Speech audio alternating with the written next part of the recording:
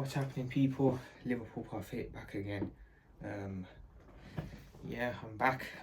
Look, I mean, I was considering whether to do a video today. Honestly, I was really considering it. I didn't know whether to do one or not to do one. Obviously, we know on Thursday, um, the news that we got last Thursday of our boy Diogo Jota unfortunately moving on to the next world. Along with Andre Silva in a car crash. I haven't been able to make content. I'll be totally honest. This news devastated me, broke me, hurt me. And it hurt a lot of other Liverpool fans. Not just Liverpool fans, the whole football world. United fans, Chelsea fans, Arsenal fans, all fans were really deeply hurt by this, and it's not something that you can just get over. I'm still not over it. I'm still sat here in disbelief over it. It just feels like a complete nightmare. Something that we haven't woken up from. I don't know what to say, honestly. I was considering whether to do this video or not. Honestly, I don't have the willpower, the energy to really be doing videos at the moment, but I don't know. I feel football's an escape for me. Talking about football helps me take my mind off things. Things that maybe are not going too well or something, and talking about football helps me out with that. So I hope that by talking about football, it can help other people too, along with myself. But I do want to say a big thank you to every single fan, whether they're Liverpool fans, because a lot of Liverpool fans have reached out to me personally on social media platforms, and the kindness and warmness they've shown is out of this world. Thank you. I really appreciate that. And all the other Liverpool fans out there suffering right now, we're all suffering right now. All I can say is we'll stick by you. We're all by each other. When you're a Liverpool fan, you become part of the Liverpool family. You know, we are a family. We're not just a football club. We're not just a football team. We're a family. And once you're a Liverpool fan, you become part of the Liverpool family. So we stick by each other. It's tough right now, very tough, but we'll stick by each other during this hard, difficult period of time. Because that's what we need to do to get through this together. It's a tragic event, but a big thank you to all the rival fans, whether they're Manchester United fans, Arsenal fans, Chelsea fans, Tottenham fans, Real Madrid fans, whatever. A big thank you to all of you guys, because you've shown so much warmness and kindness, and it's not going to be forgotten. A big thank you to Wolves Football Club in particular, who have been nothing but class during this whole tragedy. You know, putting out flowers outside the Molineux for Diogo, showing their love, kindness towards us Liverpool fans. You know, before Diogo joined us back in 2020, he was a Wolves player, so it hurts them just as much as it hurts us. So a big thank you to Wolves. They've been nothing but pure class in throughout this whole saga, and you know, big thank you to Wolves, and big thank you to the whole football world who have just come together on it. A big thank you. It's a tragic event. I don't know what to say. Only this time last week I was thinking about, could Jota be moving on? Could he be staying? And then a couple weeks later we sat here and he's no longer with us. It's really tough, man. It's really tough, but we're gonna get through this together. We're Liverpool Football Club. We'll stand by each other during this difficult time, and we will get through it together. And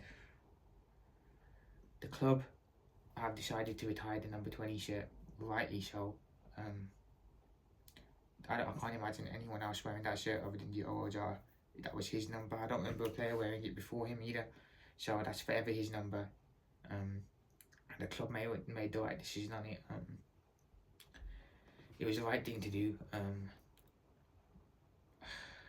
was the right thing to do. But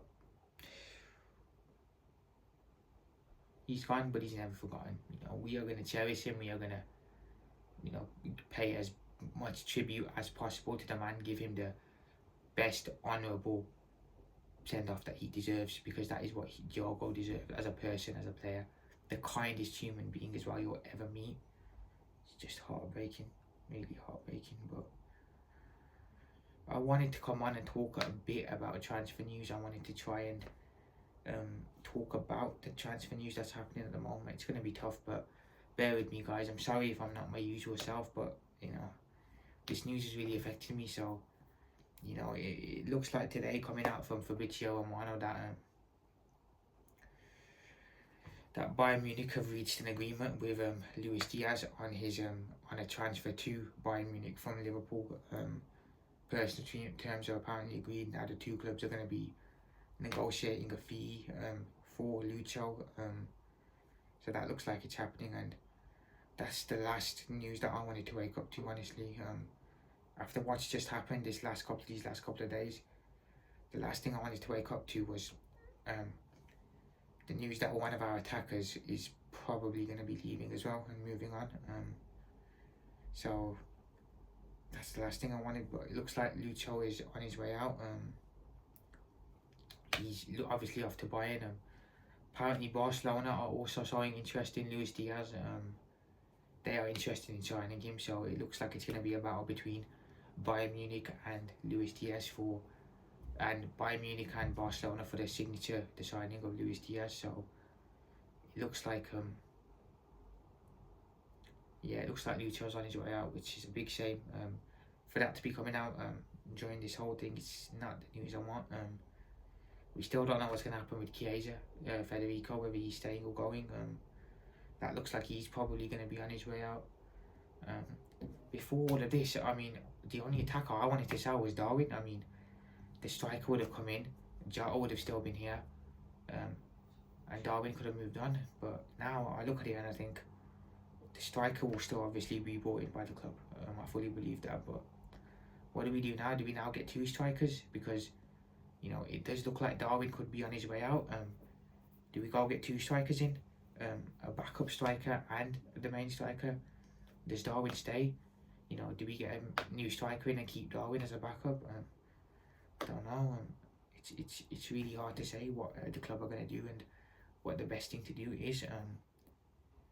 You know, it's a bit tough one. I mean, I would have only sold Darwin. I mean, Jota wouldn't have played much this season. To be fair, he would have probably been an impact sub, or the person who played one if the striker got injured. So he would have been a backup striker, but he still would have been here with us. Now that that's happened, I don't know what the club do. Do they go get two strikers? Do they get one? Does Darwin stay?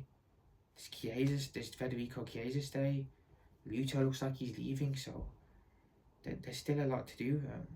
Looks like we're going to be, we're going to be a bit stripped now, attacking wise. It's not the news I wanted to wake up to this, to the looks of our attack now also being disbanded. Maybe the club decide to give Jadon Danz a chance. Jadon Danz was going to be going out on loan again this window. He was going to be going out on loan to probably a Championship club or a lower Premier League club.